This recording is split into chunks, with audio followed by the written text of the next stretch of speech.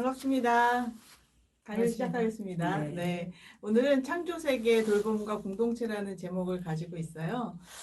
여러분, 지금을 우리 시대, 여러 가지 시대적 정의가 있는데, 특별히 생태위기라는 말이 익숙하시죠? 그 생태위기 시대에 우리 기독교인들의 신앙은 어떠해야 될까에 대한 그런 이야기가 될 것 같습니다. 오늘 강의는. 네. 여러분, 창조 하면은 어떤 것이 생각나세요? 창조? 네, 각자 떠오르는 이미지들이 좀 있을 거고 단어도 있을 거고 그러실 텐데요. 창조하면 언어상으로는 무엇을 만든다라는 뜻을 가지고 있잖아요. 그런데 창조는 늘 만드는 주체가 있죠. 우리는 그 주체를 누구라고 생각할까요? 네, 여러분들 마음에 떠오르는 그분. 네, 우리가 하나님을 창조의 주체로 생각합니다. 그런데 그 하나님이 창조하신 이 세계에 대해서 우리는 얼마나 이해를 가지고 있을까 그런 생각을 먼저 해보게 돼요. 그래서 오늘은 여러분들이 성경에서 우리가 창세기에서 우리가 보아왔던 7일 동안의 창조 세계를 좀 더 넓고 길게 늘어뜨려서 좀 살펴보려고 하거든요.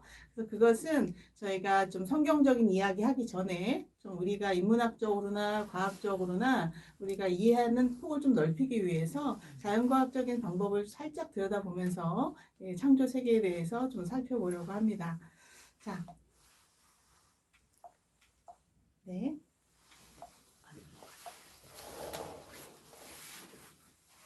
자, 다음 장면을 보시죠. 네. 여러분, 이 장면이 어떤 장면일까요? 우리가 이해하고 있는 우주가 탄생했을 때 그 장면부터 지금 현재 우주 시대와 태양과 지구 시대를 거쳐서 지구라는 우리 공동체가 형성되기 위해 기간을 그림으로 이렇게 표현한 것이에요. 네, 단순한 이 그림이지만 이 그림의 기간은 얼마다? 네, 138억 년 전이다. 네, 우리 뇌로는 도저히 인지가 안 되는 기간이죠. 네, 이 기간이 우리가 일상에서는 전혀 인지하지 못하는 그런 기간인데 하나님의 창조는 이런 긴 시간 동안 이어져 왔다는 걸 우리가 먼저 이해를 해야 돼요. 단순하게 납작하게 7일 동안의 창조만 이해하시면 하나님의 그 창조의 위대함을 우리가 온전히 이해할 수 없거든요. 네, 이 긴 기간 동안 하나님의 창조가 있었다. 네, 그러면 이 창조에서 우리 지구별이 탄생하는 그 기간을 우리가 50억 년 전부터라고 하거든요. 근데 그 기간에서 알고 있는 위성들이 탄생한 거죠. 태양도 나오고 달도 나오고 그죠? 화성도 나오고 그리고 나서 이제 우리 지구도 탄생하게 된 것입니다. 다음을 볼게요.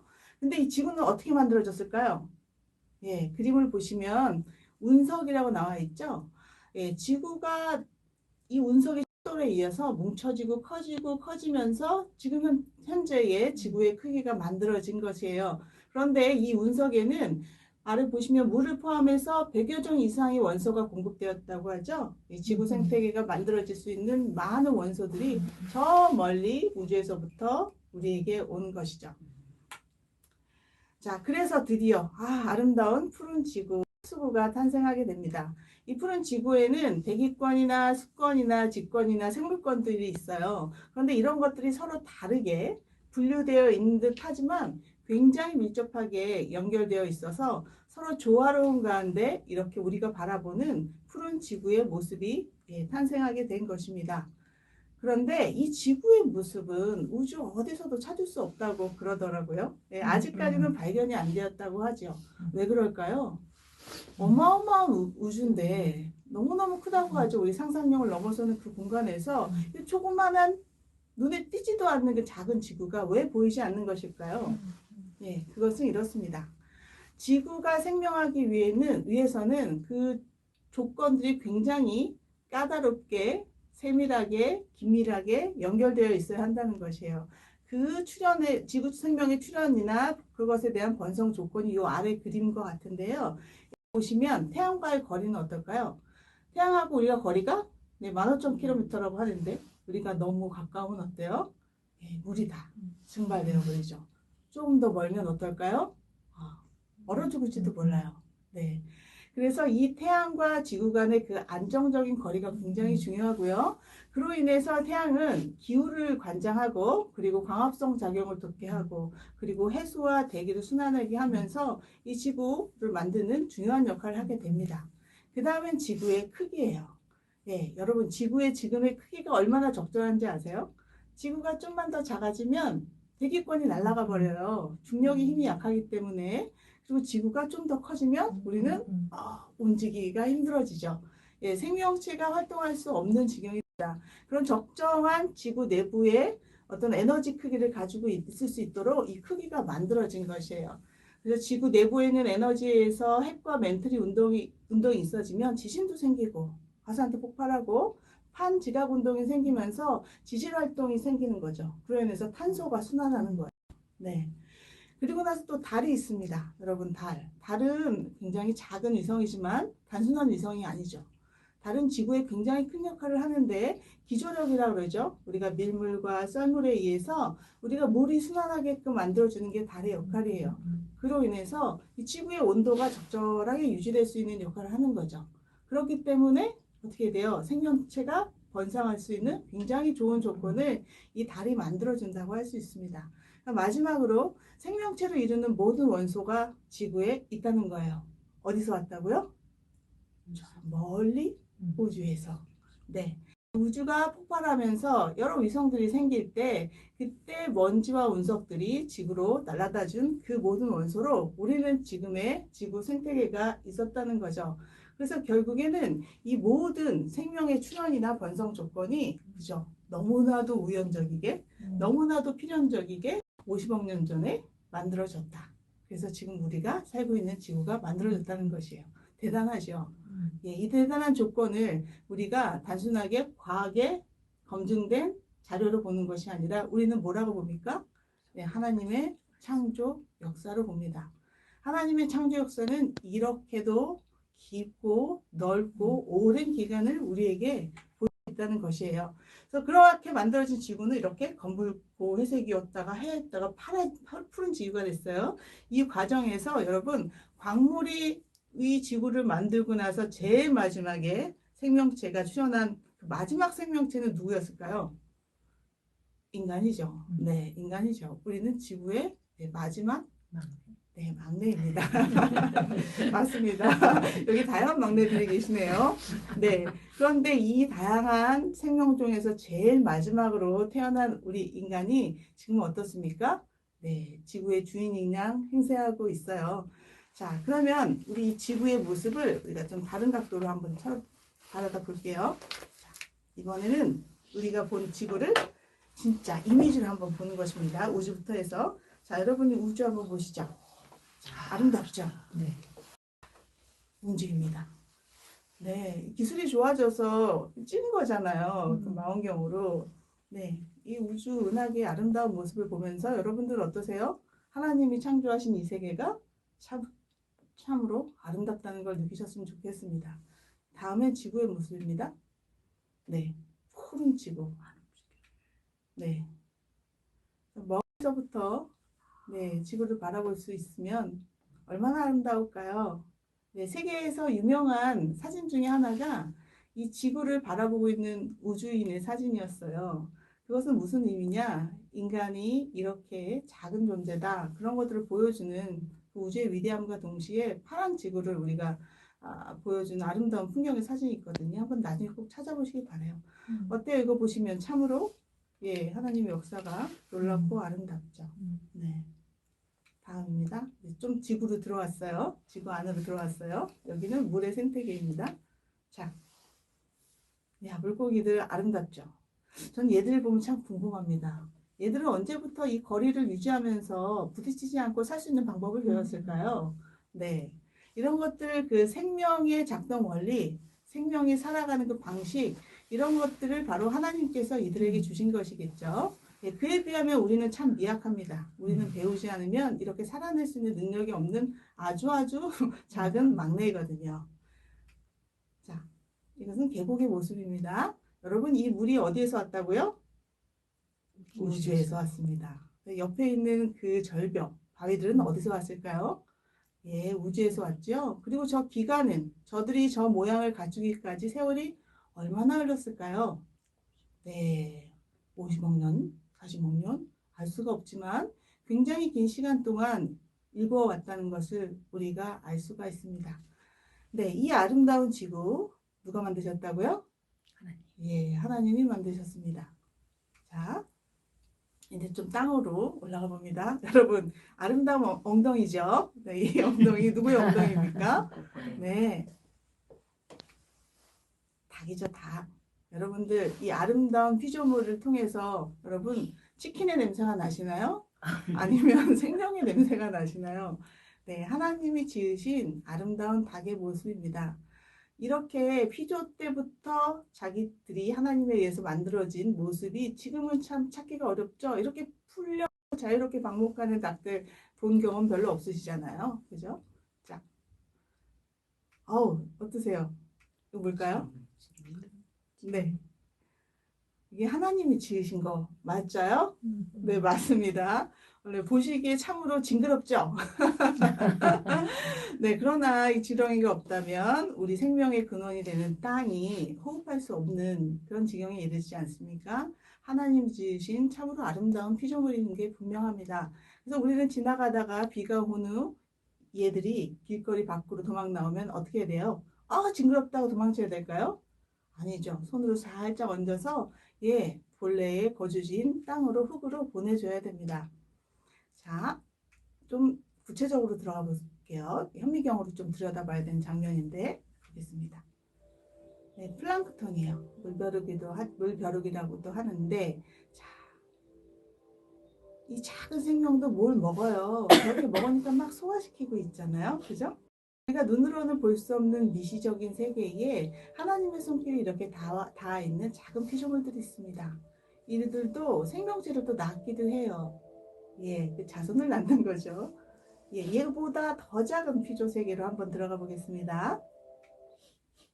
자, 이번엔 선모충이라고 하는데요. 예, 플랑크톤이 먹는 애들이에요. 어때요?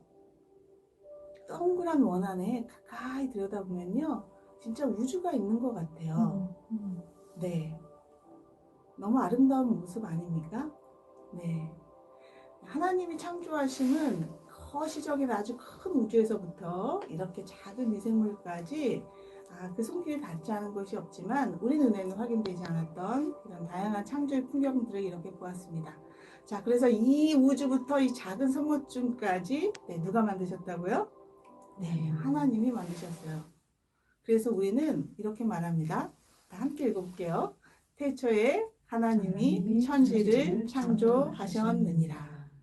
네, 이제 천지라는 그 단어가 좀 크게 느껴지시나요? 네, 하나님이 만드신 천지라는 단어가 이렇게 광대하다는 걸 우리가 이미지를 통해서 봤어요. 제가 이렇게 이미지를 보여드리는 이유는 이렇습니다. 이따가도 또 말씀드리겠지만 우리가 창조 세계를 이해하지 않고서는 지금의 생태 문제를 우리가 직접적으로 가슴으로 이성적으로 융합적으로 통합적으로 융합적으로 사유하기가 좀 어렵기 때문에 그래요.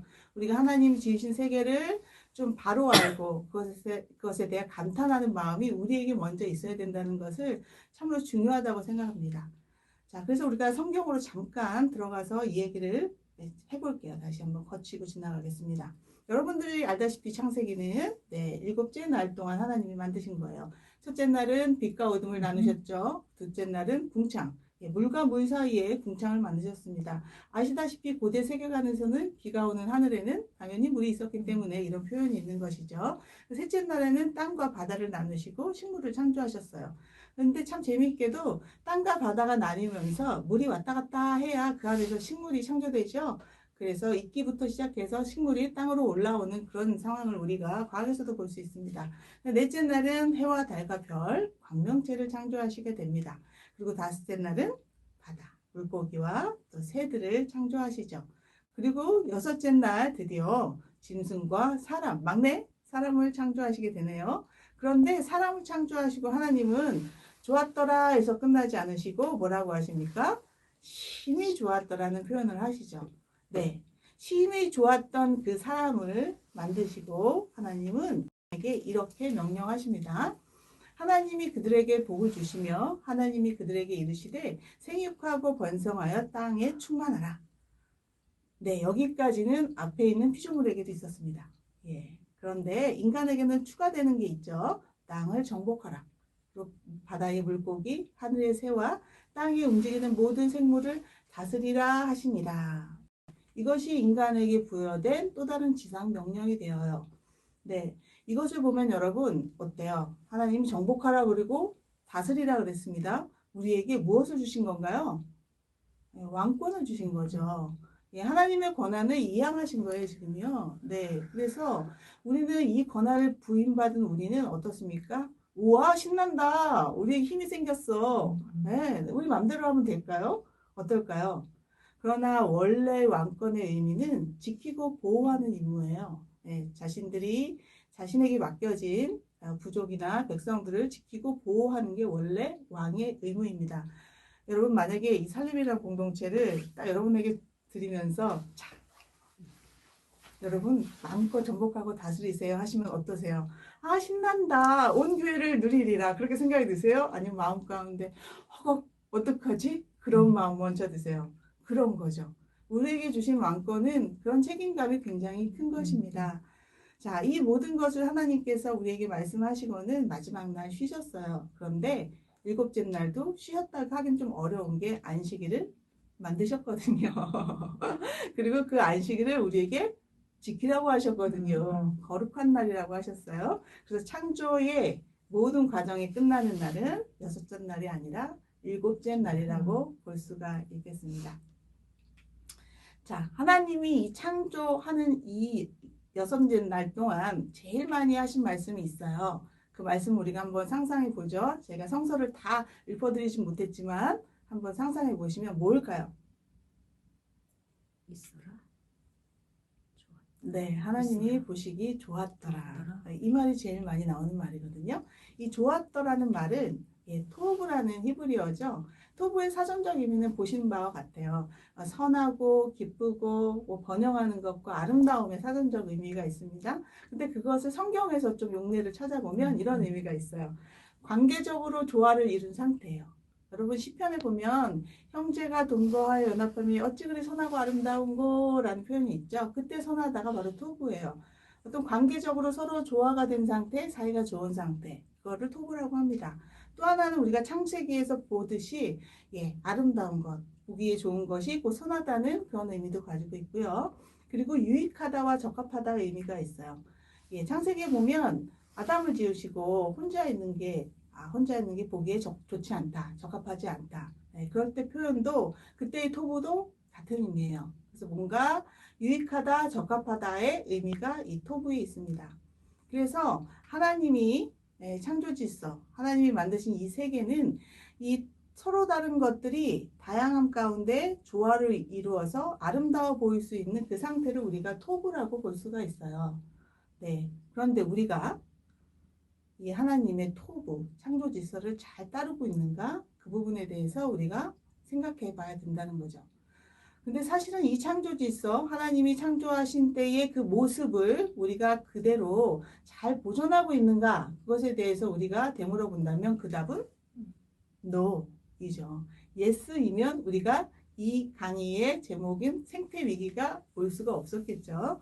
자, 그래서 우리가 이 창조 위기 시대에 어떻게 오게 됐는지 그걸 잠깐 들여다보면요. 여러분 아까 우리가 창세기 중에서 우리에게 주셨던 지상 명령 기억하시죠? 그게 창세기 1장 28절 말씀인데 거기에 보면 우리가 딱 오해하기 좋은 말이 있었잖아요. 정복하라. 정복하라. 그 말이 있었죠. 네, 이 말에 대해서는 성서학자들이 그렇게 고민을 안 했었다가 근대 이후에 여러 가지 위기에 걸치자 다들 그 본문을 다시 들여다보기 시작했어요. 근데 사실은 이 부분을 들여다보기 시작한 거는 유대인들부터 그래요. 유대인의 역사에서 보면 유대인들은 그동안 많이 그죠? 여러 침략도 당하고 자기네 땅을 보존하지 못했거든요. 그럴 때 이 창세기를 다시 들여다보기 시작했거든요. 어쨌든 유대인들이나 기독교 성서 연구자들이나 지금이 하는 말은 이 정복은 정복하다의 그 강압적인 것이 아니다. 그것은 지배가 아닌 돌봄의 상태도 이야기하는 것이다. 그건 바로 청지기 사전이라는 거예요. 그것을 우리가 망각하고 책임 있는 우리 관리를 우리가 하지 못하고 결국에는 어떻게 됐습니까? 다음에 보면 인간 중심주의 사유를 하게 된 것이죠.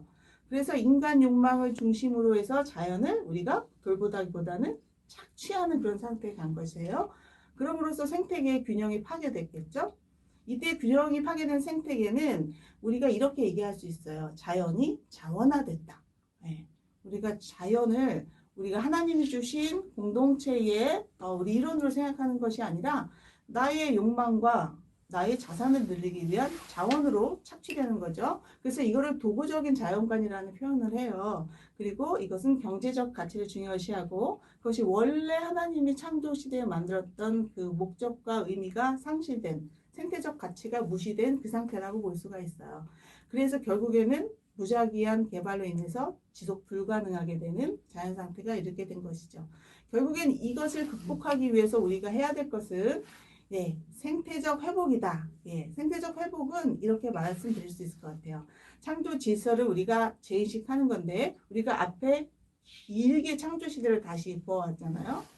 그 창조 시대의 그 무게감, 그 긴 창조 기간을 우리가 이해할 때 우리가 창조 질서 또는 하나님 창조하신 세계에 대한 무게감을 좀 더 느껴지실 수 있을 것 같아요. 그리고 생태 신앙부터 시작해야 된다고 생각합니다. 기독교 신앙은 여러 가지 모양 있어요. 성육신 신앙, 그리고 뭐 또 하나님 그 돌봄의 신앙, 뭐 여러 가지 신앙이 있는데 그 신앙의 최초는 저는 생태 신앙이라고 생각해요. 그것은 왜냐하면 창세기부터 시작하는 것이 바로 생태 신앙이고 그것은 하나님이 이 세상을 창조하셨다는 것에 대한 깊고 넓은 의미의 아주 깊이 있는 신앙에서부터 출발한다고 생각하기 때문입니다. 그로 인해서 우리는 환경 윤리를 확립해야 돼요. 인간의 윤리가 아닙니다. 여러분 윤리는 어디서 시작했어요?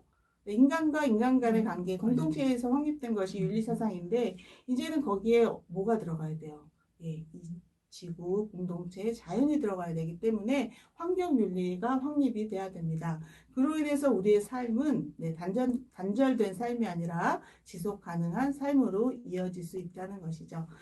자, 그러나 우리의 현실은 그렇지 않기 때문에 일단 현실을 잠깐 점검하면서 들어가 보도록 할게요. 자, 여러분 멋진 그림입니다. 이 그림이 벽에 붙어 있다면 어떠세요? 마블링된 저 배경 멋있지 않으세요?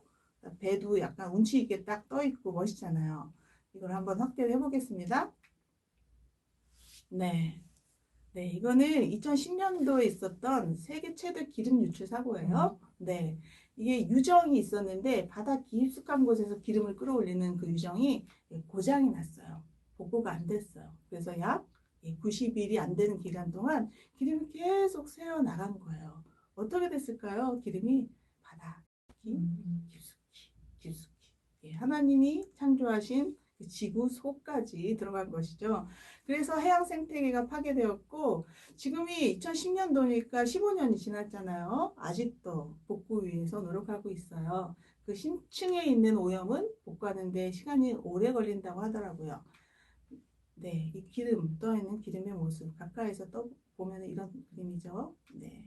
그리고 이건 우리나라 태안반도에서 있었던 기름 유출 사고로 인한 그 생태계 사진이에요. 네, 새가 참 불쌍합니다. 네. 자, 그 다음은 쓰레기 문제인데요. 여러분들 다 아시다시피 플라스틱 문제는 굉장히 심각하죠. 여기는 지금 인도 잠무인데 이 지역은 원래 어떤 지역이었을까요? 네, 마을이었겠죠. 사람들이 살던 마을이 이렇게 쓰레기장이 되었고 이렇게 어린아이들이 자기 몸보다 훨씬 큰 무게의 크기를 이렇게 매일매일 아침부터 저녁까지 열심히 일을 해서 번 돈은 1달러, 2달러 그렇게 됩니다. 자, 여기서 저는 한 청년을 소개하기 전에 거북이 너무 불쌍하지 않나요? 얘네들 아래서 깨어나기도 힘든데 저 바닥까지 가 겨우 생을 유지할 수 있는데 이렇게 장벽에 놓여 있는 상황입니다. 네, 이 청년은 케냐에 사는 청년이에요. 이름은 존이라고 합니다. 이 존은 어려서부터 쓰레기를 줍던 친구예요. 이렇게 쓰레기를 줍는 사람들을 유엔에서는 이렇게 말해요. 쓰레기 줍는 자들이라는 표현을 합니다.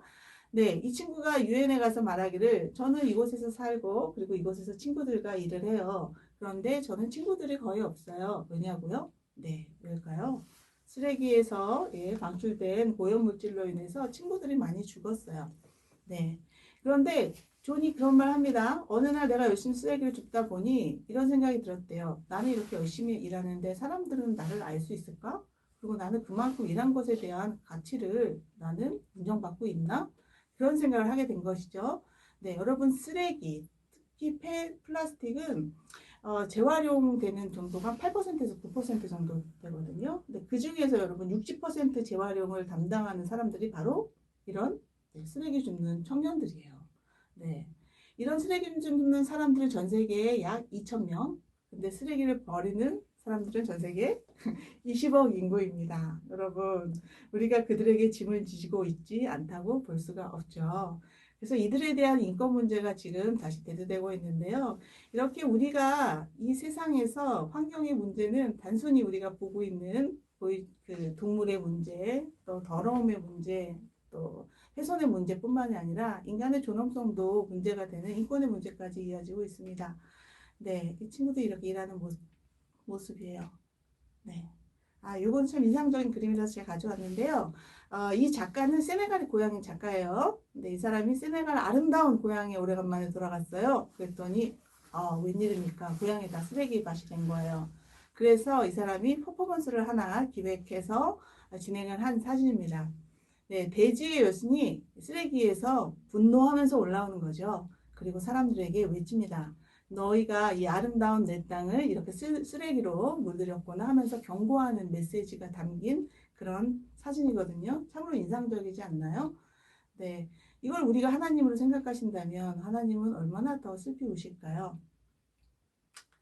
네, 마지막으로 이 동물 사진 잠깐 보여드리면 여러분 그 소고기 좋아하시죠? 네, 네. 여러분들 식탁을 위해서 이 친구들이 자원화되어서 대량 생산되는 그런 모습입니다.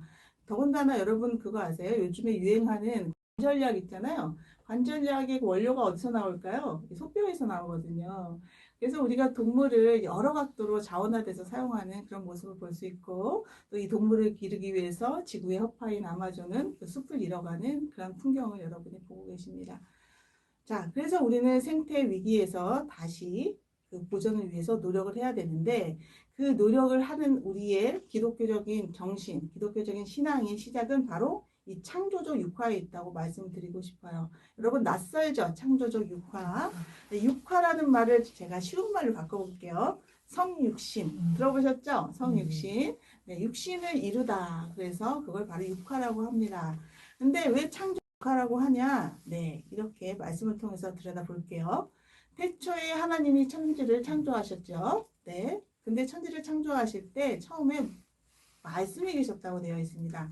그러면 이 말씀이 천지를 창조하신 것이라고 볼 수가 있죠. 요한복음 말씀을 통해서 우리가 알 수 있는 것이에요. 근데 여러분 육화라는 것의 의미는 이런 거예요. 보이지 않는 신성이 보이는 상태로 보이는 물질로 나타나는 것을 보통 육화라고 그래요. 그래서 예수님이 말씀이 사람이 되었다. 그래서 그걸 육화라고 하거든요. 근데 그 이전에 태초에 말씀이 물질이 되셨죠. 네, 말씀이 우주를 만드셨어요. 말씀이 돌을 만드셨고요. 말씀이 이 지구 공동체를 만드셨습니다. 그래서 창조적 육화라는 말이 있는 거예요. 그것이 바로 창조신앙의 핵심이라고 볼 수 있거든요. 그래서 우리의 선조인 교구 중에 고백자 막시무스는 이 우주 세계가 하나님 말씀이 육화하는 것이다. 그래서 이 세계는 하나님의 일부다라는 표현을 합니다. 그러면 이 세계는 어떻습니까? 하나님의 일부인 이 세계는 자원화해야 될까요? 하나님의 일부인데요? 아닙니다. 우리와 동일하게 이 물질 세계도 하나님의 일부라는 걸 우리가 기억해야 됩니다. 거기서부터 우리는 생태신학이 출발하게 돼요. 네, 그래서 사도 바울은 요거 짚고 넘어가야 되겠네요. 네, 그래서 이 우주와 지구는 말씀, 로고스의 창조적 육화에 의해서 나타난 것이라고 볼 수 있고요. 그래서 사도 바울은 이렇게 말합니다. 이 세상 창조 때부터 하나님의 보이지 않는 속성, 그게 그분의 영원하신 능력과 신성인데 그것을 만물을 보면 우리가 깨달을 수 있어 라고 말하고 있죠. 우리가 만물을 보면 역으로 하나님의 능력과 신성, 그 속성을 깨달을 수 있어야 된다는 거예요. 네, 근데 우리는 지금 이러한 생각을 가지고 있나요? 이러한 생각을 가지고 계신 분들이 극히 드물어요. 네, 이 세상은 자원화되어서 더 많이 개발되어야 되고 우리는 더 많은 돈을 벌어야 되고 그것이 우리의 미래를 보장해 줄 것이라고 믿는 그런 만몬의 우상적 신앙이 우리 중심에 자리 잡고 있기 때문에 그래요. 그러나 이 세상은 하나님의 것이고 이 세상 안에서 그 모든 물질 안에서 우리는 하나님을 발견할 수 있는 그런 눈이 있어야 된다고 생각합니다. 그래서 우리가 앞에부터 쭉 우리가 우주의 역사를 본 이유도 네, 단순하게 나무 하나만 보시면 안 돼요. 이 나무가 있기까지 이 지구 생태계가 생성되기까지의 긴 역사를 볼 때 하나님이 하신 일에 대해서 우리가 좀 더 깊이 사유할 수 있을 거라고 생각합니다. 자, 이 창조적 육화에 해당되는 말을 보나벤투라라는 12세기 신학자가 말했어요. 이렇게 얘기합니다. 창조 세계는 있잖아. 그 안에 하나님의 영광이 있는데 그거를 깨닫지 못하면 앞에 안 보이는 거다. 그렇게 얘기하고요. 창조 세계가 지금 막 우리에게 아우성을 외치고 있는데 듣지 못한다. 그러면 당신은 듣지 못하는 자라고 해요. 여기는 훨씬 더 격한 단어가 돼 있어요. 근데 오늘날의 언어를 제가 좀 순화한 거예요. 이 모든 것들로 인해서 하나님을 찬양하지 못한다면 그들은 말을 못하는 자들일 것이다 라고 얘기합니다. 그래서 이분도 우리가 이런 자연 안에 있는 모든 세계를 통해서 분명한 표징, 아까 얘기했던 하나님의 속성 있죠. 그것을 봐야 되는데 그것을 만약에 보게 되면 우리가 발견할 수 있는 것은 그 안에 있는 제1원인 뭘까요?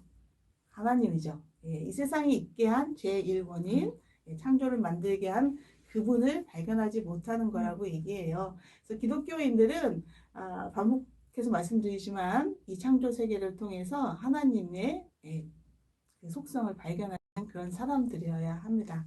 근데 우리 선조 중에서 이렇게 생각했던 분들이 있죠. 그 중에 한 분 소개시켜 드릴게요. 네. 프란체스코. 자연의 성인이라고 하는 이분이 지은 태양의 창가라는 기도문이 있어요. 기도문 한번 보시면 이렇게 되어 있어요. 주여 하나님 모든 피조물로 인해서 찬미받아 주세요. 근데 그 피조물을 이렇게 표현합니다. 복되신 태양 형제, 그리고 자매인 달림과 별, 그리고 바람 형제와 대기, 그리고 겸손하고 값지고 조촐한 물 자매, 그리고 어머니 되지. 프란체스코는 이 자연을 가족으로 표현합니다. 맞죠, 가족이. 하나님이 창조적 육화를 통해서 이 세상을 지으실 때 저희는 제일 막내로 태어났잖아요. 이렇게 자연을 찬양했던 프란체스코는 그의 삶에서도 그랬어요. 새들과 대화하고 동물 앞에서 설교도 하시고요. 그런 약간 특이한 삶의 모습을 보여주었지만 자연을 가족 공동체로 사유하면서 살았던 우리의 선배입니다. 이 상황을 현대의 몰트만이라는 신학자는 이렇게 표현을 해요. 인간 존재는 말이야, 이런 의미가 있어. 인간은 창조 세계가 하나님을 찬양할 때 우리가 참여한다는 사실에 우리의 의미가 있는 거야 라고 얘기를 해요. 이 말은 무슨 말이냐면요. 이 창조 세계는 늘 하나님을 찬양하고 있대요. 언제부터? 138억 년 전부터 우리가 알기로는 그때부터 모든 창조된 이 피조물 세계들은 하나님을 찬양하고 있었고 인간도 거기에 참여함으로써 인간의 가치가 있다는 거예요. 그래서 인간에게 의미와 목적이 있는 것처럼 다른 모든 만물도 하나님 안에서 의미와 목적이 있다는 것을 우리가 깨달아야 할 것입니다.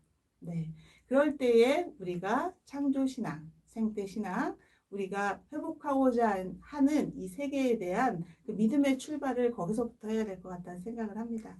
마지막으로 제가 주기도문에 있는 내용을 잠깐 소개시켜 드리고 강의를 마치도록 할게요. 자, 여러분 주기도문 잘 아는 내용이죠? 아버지의 이름을 거룩하게 하소서, 아버지의 나라가 오게 하소서. 이 구문에 대해서 로핑크라는 신학자가 이런 말을 해요. 이 기도문은 아마도 예수님께서 에스겔서를 알지 않았을까? 에스겔서에 보면 이런 내용이 있어요. 흩어진 그 이스라엘 백성들이 에게 하나님께서 다시 불러 모으겠다는 표현을 하는 그런 에스겔 20장에 있는 내용인데요. 거기에 보면 내가 내 거룩함을 드러낼 건데 어떻게 드러낼 거냐면 너희들을 흩어진 너희들을 다 모을 거야. 그래서 나의 백성이 되게 할 거야. 그래서 나의 백성인 너희들에게 나의 거룩함을 드러내서 무사람들이 나의 거룩함을 알게 할 거야. 이 표현이거든요. 예수님은 아마 그것을 생각하고 주기도문을 하지 않으셨을까라는 말을 해요. 어떤 의미냐면 하나님이 자신의 이름을 거룩하기 위해서 하나님의 나라 그리고 하나님의 백성을 모은다는 거예요. 그래서 백성을 통해서 하나님의 거룩함이 드러나게 한다는 거예요. 여러분, 우리 이 교회는 누가 모으게 하셨나요? 하나님이 모으셨거든요. 하나님이 모으시고 하나님이 하시는 일은 우리를 통해서 자신의 거룩함을 드러내게 하신다는 거예요. 자, 거룩함을 드러내게 하실 때 세상에 드러내게 하신다고 하셨거든요. 그래서 교회가 존재하는 것은 그 공공성이 있어요.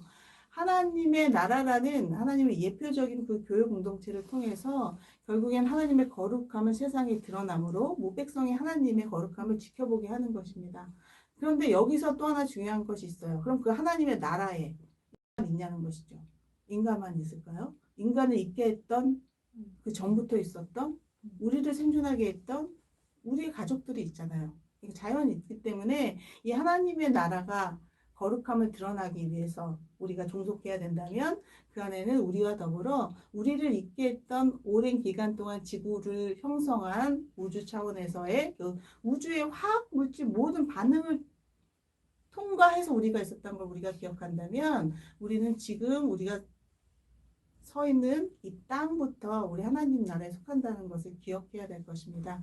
네, 그렇게 기억하면서 우리가 이 주변에 내가 근접할 수 있는 자연 또라는 뭐 어떤 하나님의 그 피조 세계를 기억하면서 그것을 위해서 우리가 기도하고 또 하나 행동할 때에 하나님의 거룩함이 나와 피조 세계를 통해서 드러날 것이라고 생각합니다. 네, 이상 제 강의를 마치도록 하겠습니다. 네, 들어주셔서 수고하셨습니다. 감사합니다.